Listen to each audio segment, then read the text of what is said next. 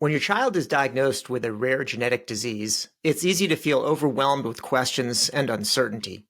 But in the face of the unknown, community support and patient advocacy can be lifelines, helping parents build resilience, find answers, and connect with those who truly understand the journey. Today's guest is a guiding light in the world of rare disease advocacy.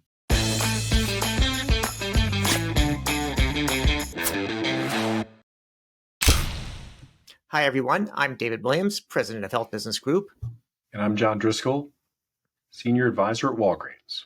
Well, before we begin, I'd like to take a moment to thank our producer, Vincent. He always makes us sound smart and look good, and that's not easy. This month is all about gratitude, and along with Vincent, there's another person we don't get to thank enough, ourselves. It's sometimes hard to remind ourselves that we are trying our best to make sense of everything, and in this crazy world, that is not easy. Here's a reminder to send some thanks to the people in your life, including yourself. BetterHelp offers entirely online therapy that's designed to be convenient, flexible, and tailored to fit your schedule. Just fill out a brief questionnaire to get matched with a licensed therapist and switch therapists at any time for no additional charge. It's helpful for learning positive coping skills and how to set boundaries. It empowers you to be the best version of yourself. So whether you're dealing with stress, anxiety, or just seeking personal growth, BetterHelp connects you with licensed therapists who can support you on your mental health journey. Let the gratitude flow with BetterHelp. Visit betterhelp.com/caretalk to get 10% off your first month. That's BetterHelp, HELP.com/caretalk. Well, today's guest, Effie Parks, is a prominent advocate in the rare disease community and host of the Once Upon a Gene podcast. Her personal journey, sparked by her son Ford's diagnosis with CTNNB1 syndrome, has led her to help families navigating similar challenges. Effie Parks, welcome to CareTalk. Hello. Thank you so much for having me. I'm excited to be here today. And we're grateful for you. In addition to David sort of grudgingly giving gratitude with our producer, Vincent, we are very grateful for you and the advocacy that you're bringing to sort of parts of the healthcare system that aren't getting necessarily the attention and support. So perhaps, Effie, you could tell us kind of how you got here. Like, how did you go from being a sort of a passenger to one of the leaders in this movement? Whew, I'll give you as short a version as possible because it's very big and deep. 8 years ago, I gave birth to my son, Ford. Ford was very small and very sick when he was born, and we knew something was wrong with him. We eventually got him genetic testing, and he received a diagnosis of CTNNB1 when he was 16 months old. When they delivered that diagnosis to us, they told us that he was the 30th known patient with that diagnosis in the world, and that they didn't know anything about it, and to go home and love our kid. So that is a hugely unexpected event that happens when you have this idea in your head about what becoming a parent is going to look like and what your child's going to be like, and the walls sort of come crashing down, and it's a really, really isolating and terrifying time for a family. So that's definitely how it began. To the second part of your question, it was extremely isolating having a child with a disorder that no one knows anything about, and that no one can help you with, really sort of puts you kind of into a spiral of uncertainty. I heard you mention that word, and it's definitely something we all in the rare disease world continue to live with, but especially in those beginning years, I think uncertainty is extremely magnified and causes a lot of fear for families like mine. So I eventually decided that I must do something about it for myself and others. You know, we're big fans of podcasts, so we're happy to hear that one of the avenues that you pursued was a podcast. But why did you start the, Once Upon a Gene podcast? How did you get the idea for that? And then how has it evolved as you've taken it forward? Well, I can never answer this question without mentioning two amazing human beings. Sean and Kyle host the Two Disabled Dudes podcast, and they both live with Friedreich's ataxia.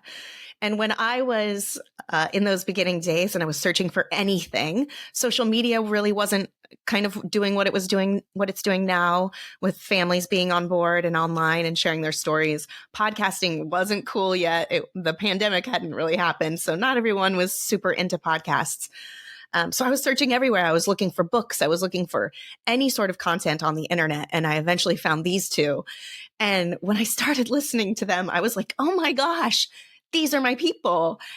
These are my people. And, they just had so much fun, and they shared so much of their story and the heartache, but they always ended up finding beauty in it and finding light in it and figuring out how best to react and to respond to stuff instead of letting stuff just sort of take you down.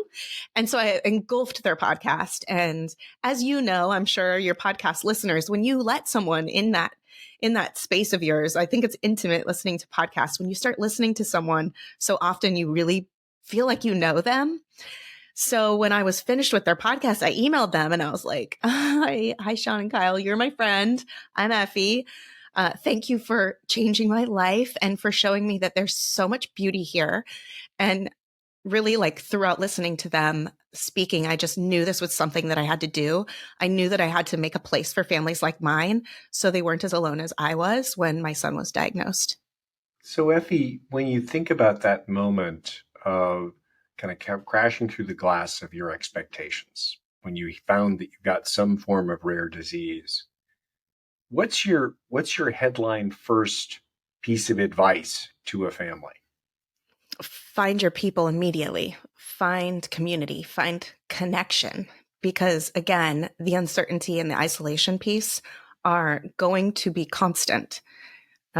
So you must find those people who can relate to you, who can see you, and just sort of help you bring yourself out of the depths so that you can recognize that there's something that you maybe can do.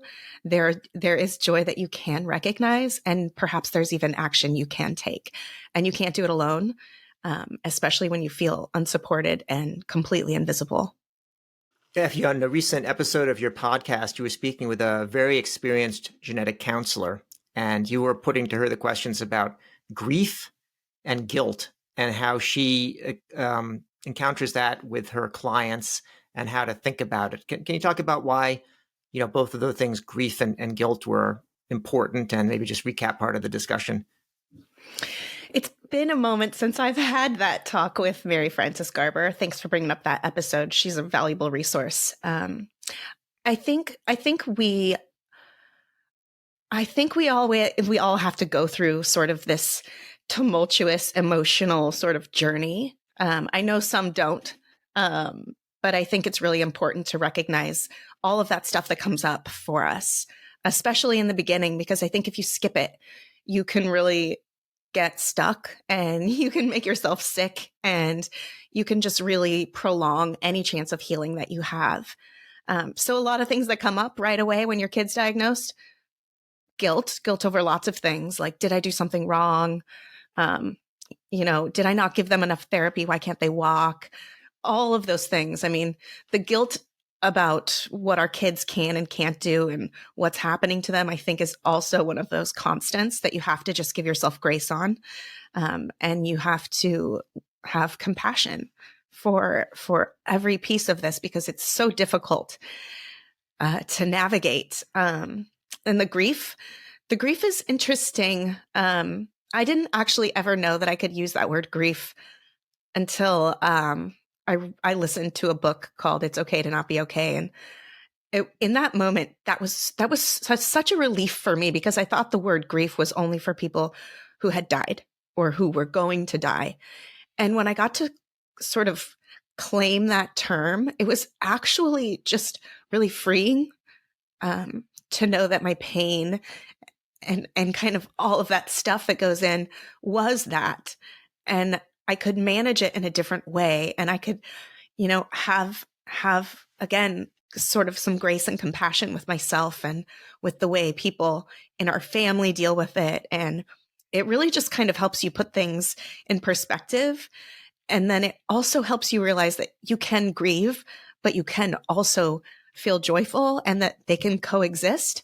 And I think just being able to sort of name these emotions that we have as families who are going through such extreme parenting is really important, and it really helps ground us moving forward.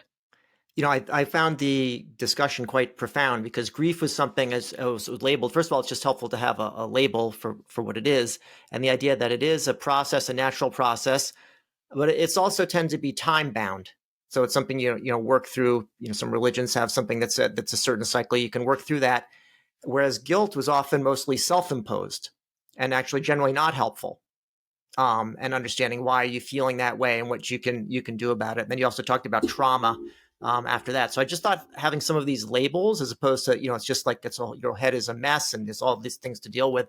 I found it to be kind of a profound way of thinking about the discussion.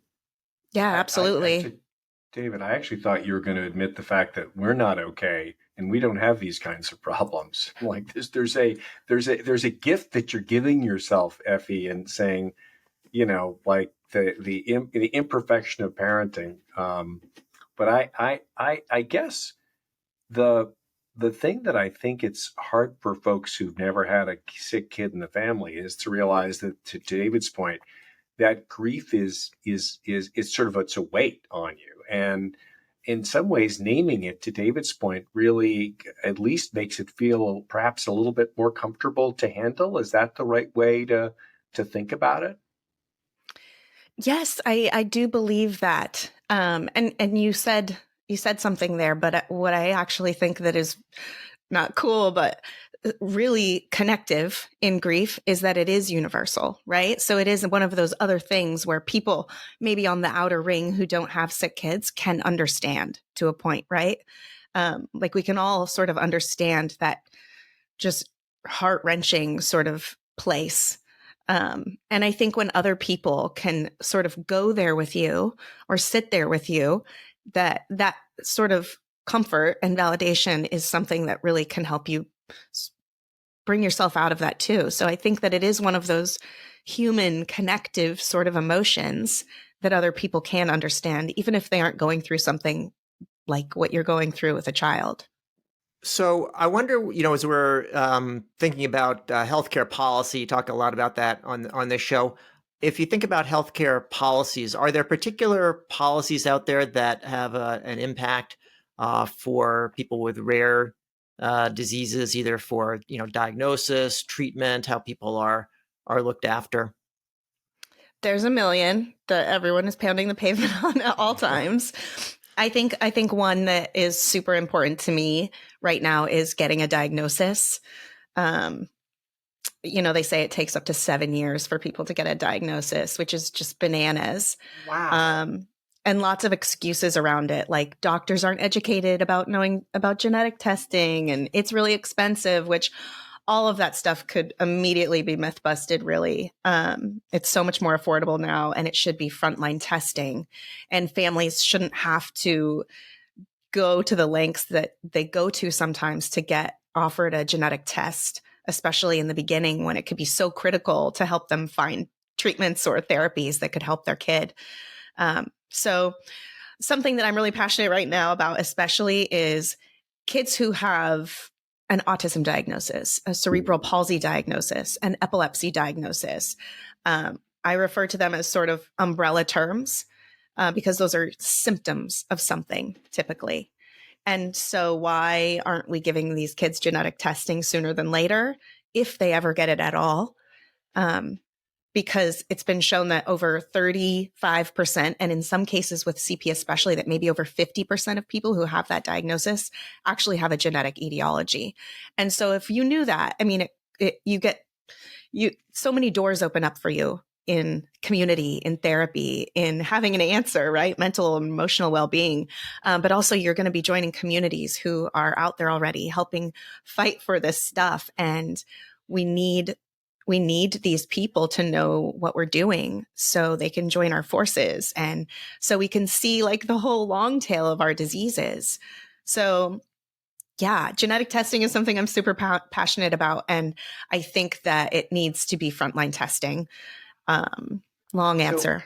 No, it's a great answer. I guess I'd like to go a slightly different direction. When you think about the healthcare professionals and the convenient excuses of convention that keep people from kind of moving from kind of the standard, majority diagnosis and recommendations, what's the advice you'd give healthcare professionals to be a little bit more sensitive and connected than those that initially basically kind of shuffled you since you weren't part of a your kid didn't have a conventional diagnosis?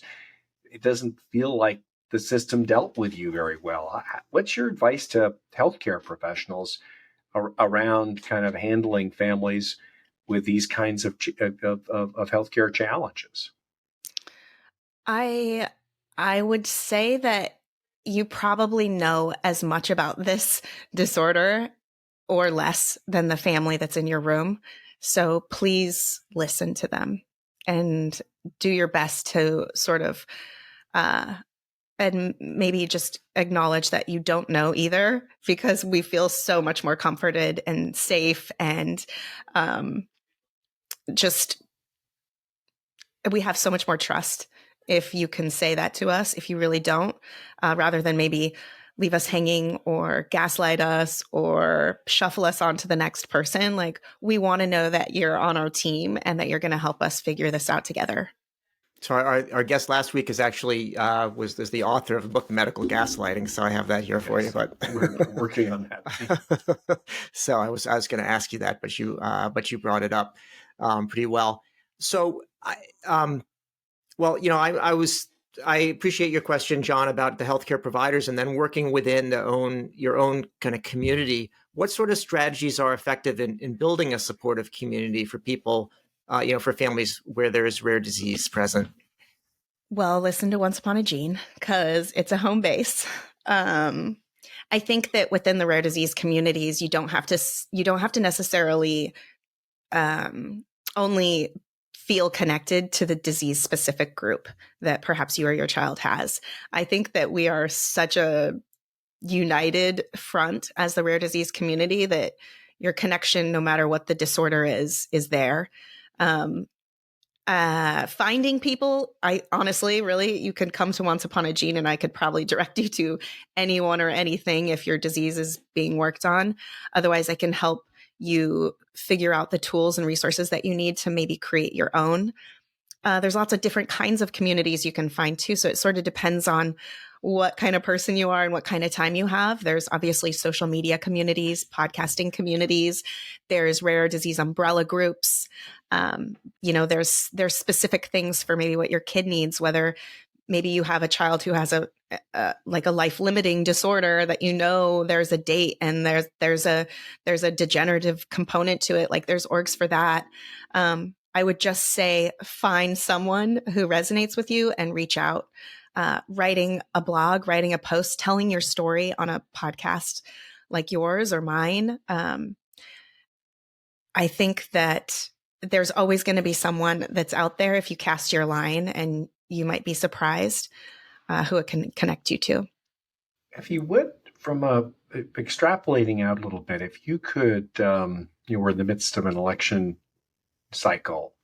If you could give advice to the next head of the FDA, Federal Drug Administration, that sort of, or NIH, where a lot of the money comes from, FDA, which regulates drugs and therapies, and CARE, and the NIH, National Institute of Health, which actually invests in these things, what would be the guidance you'd give as an advocate for families and patients with rare genetic disorders? Rare disease needs funding and attention in the most urgent of ways. It is an emergency, and it needs to be dealt with urgency. And the only people taking care of this it's literally off the backs of families and their kids and parents like me who are raising money instead of being home with our children to then give it away to researchers so they can help us. We're literally helping to create the science and create treatments.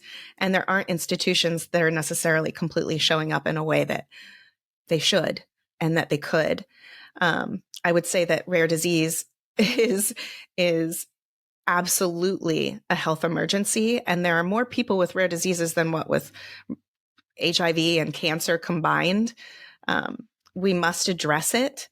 And there are no better partners that you could have to help this go through than the families that are their entire lives depend on it.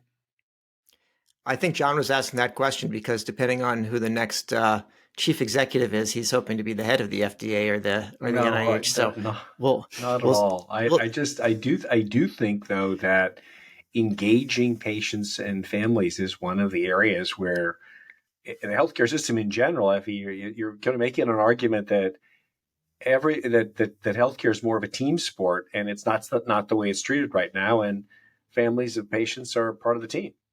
It 100% is a team sport, especially when you're talking about rare disease, going back to the matter that the families are the experts in the diseases that our kids have.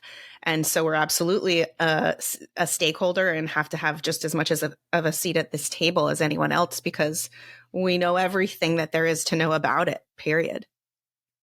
You make a good point when you talk about rare disease compared with, let's say, cancer, HIV, that rare diseases are very common, or they affect a lot of people, just not each individual one. And so it's sometimes when it sounds like rare, it sounds like it's out on the fringe, but that's actually a lot of what people are dealing with. And to your point about the long time for diagnosis, there's many people out there on the diagnostic odyssey at any given time. I think you've explained what you think government should do in terms of FDA or NIH, whether or not John is running it, and of healthcare providers. What about others in healthcare, administrators, people, payers, investors, any others, in the healthcare ecosystem that should be more involved or find ways to help? I mean, this has so many branches and arms to it, right? But I think, the situation with payers is really difficult. We actually do have like a rare disease sort of consortium here in Washington, which is great. I would love to see that happen in every state. So it could be more of a state issue. So we could be talking about this more. Maybe we change the words from rare disease eventually. Maybe that's sort of what's hindering our population. Yeah. I don't know. It very possibly could be, right? Because why would we help only so many? But yeah, I think state by state, it would be great if we could sort of all have these groups, these rare disease groups that are involved in policy and that really help to educate the families and all the stakeholders, like the payers, like everyone. It's hard to get those off the ground. And again, typically it's families doing that, right? So there's only so much bandwidth and only so many people who have the ability to sort of bring those things out and like have them be put on sort of state issues, because it isn't being noticed by anyone in power. I want to ask you about something that you're hosting in January. I noticed a virtual wellness day that is, I think you're hosting toward the end of January, sometime after the inauguration. What's that about? Have you done that before? No, I haven't. It's always sort of been something that has been a part of my wish list for Once Upon a Gene, is to like have in-person events. So I'm going to test one out virtually. It stems from this whole journey of being a rare disease parent and this life cycle of our grief and our trauma and our guilt and our emotions. And I don't necessarily think that I don't love sort of the energy that I've been seeing through social media from it.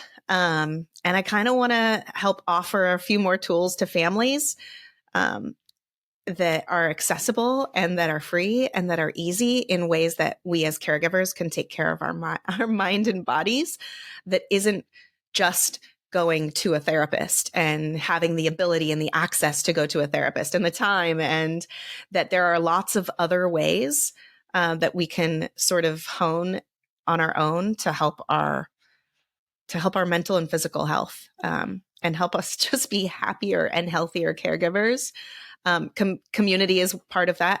But we're also just going to have some fun, and it's going to be sort of a lighthearted, hopeful breath of fresh air in sort of the conversation around how we are doing.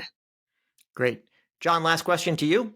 I just would say, Effie, that the other thing I think we need to underscore to our listeners is that we're going through a revolution of information about genetic disorders, about the personalization of healthcare, and while this is an area of hope, progress, and And we're almost on the cusp of a revolution here. We've seen it in cystic fibrosis, where I've got personal experience where the advocates were the parents. The parents got involved in research. Research has made it not curative, but a lifelong manageable disease where it was a death sentence. So I just would say, in addition to the power of your advocacy, it couldn't be coming at a more important time for parents, but also, and I think we're on the cusp of revolution of information around genetic disorders, which will then, I think, put us in a much better position to be curative. And so I just wanted to underscore that positive as we're talking through the burden